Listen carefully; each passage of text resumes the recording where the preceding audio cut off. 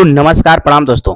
स्वागत है सबका भोजपुरी के स्टार कलाकार में। तो मैं आज बात करता हूं दोस्तों भोजपुरी सिंगरों की कोई बात करूं दोस्तों तो भोजपुरी सिंगरों को ऐसे कोई जल्दी अवार्ड नहीं दे देता है। मैं बात करता हूं दोस्तों कि कुछ समय पहले आप सब देखे होंगे कि भोजपुरी के आन बान शान भरत शर्मा व्यास जी को राष्ट्रपति द्रौपदी मुर्मू द्वारा पुरस्कार मिलल, सम्मानित कल गई।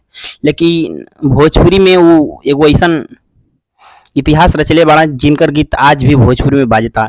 लेकिन हम बात करता नहीं भाई लोगन सब भरत शर्मा ना बनल बा, लेकिन ठीक बा। तो हम बताओ तनी कि एगो कलाकार ऐसन बिया जौन कलाकार के नाम ना बताई, नाम बतावे से पहले हम ओकर गाना के नाम बता देता नहीं भाई लोगन। सुनी आप सब गाना के का ओकर बोलबा।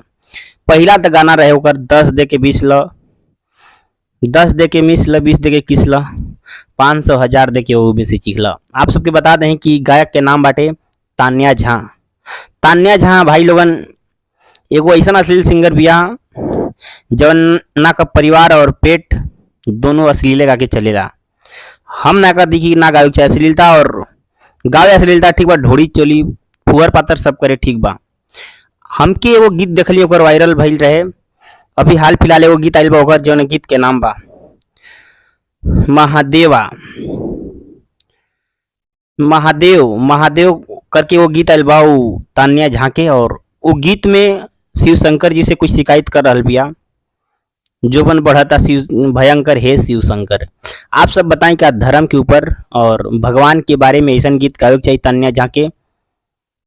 हमरा हिसाब से तो गीत के ना सुने के चाहिए ना देखे के चाहिए, और ये गीत के से पहले वो कलाकार के ही ना गावे के चाहिए। ऐसा कलाकार पे सबसे पहले बैन लगावे के मांग हम करतानी।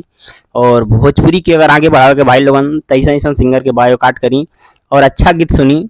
भोजपुरी में देखी हमार आन बान शान का कहीं बहुत सारे कलाकार बानी, बहुत सारा कलाकार गाना गावेले, लेकिन खुलियाम 10 दे के 20 ल, 20 दे के किस ल ऐसा केहू गाना ना गावेला।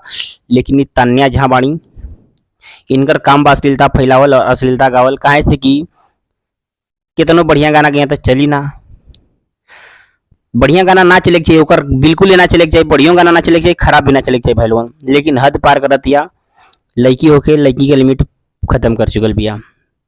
तो हम बताओ तानी भाई लोगन कि आप सबकी का राय विचार बाटे। अगर कमेंट में आप सबके अच्छा लागल ओकर गाना तो हमके अच्छा बताई। अगर आप सबके लागल लेकिन नहीं धर्म के खिलाफ गाना गैले बिया और शंकर जी के नीचा देखेले बिया तो बिल्कुल तान्या झा के नाम से 2 कमेंट हमारा तरफ से बढ़िया वाला भाई लोगन।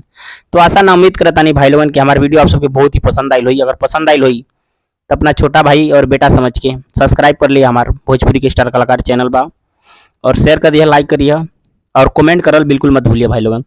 तो धन्यवाद दोस्त, हम फिर मिलता नहीं नेक्स्ट वीडियो में।